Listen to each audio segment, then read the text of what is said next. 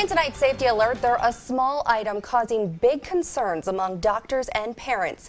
Button batteries, and it's a problem that's getting worse every year. Here are the facts first on this story. In 2016, Children's Hospital Colorado saw 17 patients who ingested a button battery, a 70% increase from the year before. In 2015, there was one fatality in Colorado from a button battery and 2 hospitalizations in Colorado Springs. So far, in just the first 3 months of 2017, there's already been 2 ingestions.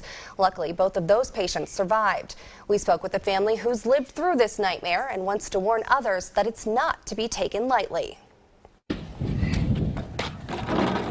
Beckett Goss is an energetic 7-year-old. He's my only boy, and we do everything together. He's a baseball player, he's a basketball player. But 3 years ago, his family was faced with the reality that they could lose their special little guy. You're just sitting there one Sunday afternoon having a great time chatting with family, and then all of a sudden you're facing the death of your son. Though he was only 4 at the time, Beckett still remembers that day. So we were at our Nana's house and we were watching the Broncos game. Then I went behind the chair and I put something shiny on my tongue. Then it shocked me, so I swallowed. That something shiny was a button battery, and his parents had no idea that they had only a few hours to get it removed. All of a sudden, Beckett came upstairs just kind of grabbing at his chest, saying that his belly was really hurting. And so instantly we just thought, well, we'll just give him some water and maybe he'll feel better. But as soon as he swallowed that water, it was just like extreme pain. It got worse. His parents rushed him to an urgent care, thinking maybe Beckett had swallowed a magnet. Luckily, the doctor there quickly realized otherwise. And that's when he kind of sat us down. He says, you just need to be ready. Button batteries are very serious. And he says, and so at any moment, he could just start coughing up blood and bleed out and die. It's hard to believe something so small could be so dangerous, but here's why. This hot dog and this lunch meat represents your esophagus. When mixed with the water and salt in your saliva and the current of the button battery, you get sodium hydroxide, the same chemical used in drain cleaners. And a severe chemical burn starts to happen within the body almost immediately.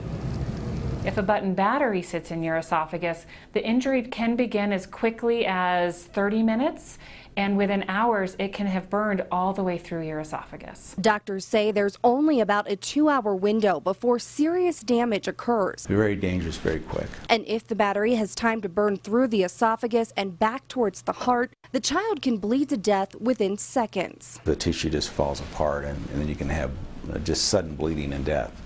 So those are rare cases, but we've all seen it, and it's just very scary. Scary for everyone, but especially the parents. Beckett was transported to Memorial Hospital and was nearing the 2-hour mark when a miracle happened. They were about to do surgery, and then my mom and dad said, first we have a couple seconds, and then we went to the back room and said a prayer and a blessing.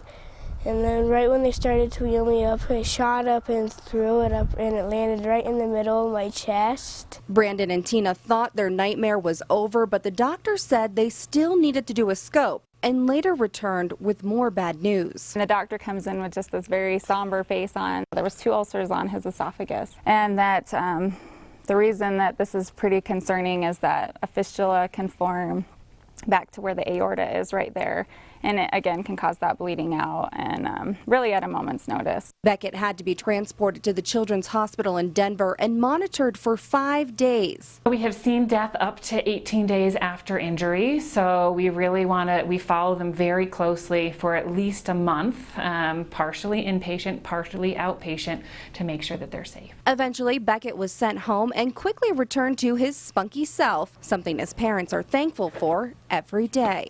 He might not have been part of our family anymore, and so I was just so, I know we're so blessed that we had such an optimum outcome, because you know, so many things could have gone wrong, and he enjoys such a great life, and we're just so blessed that that's how our story ended.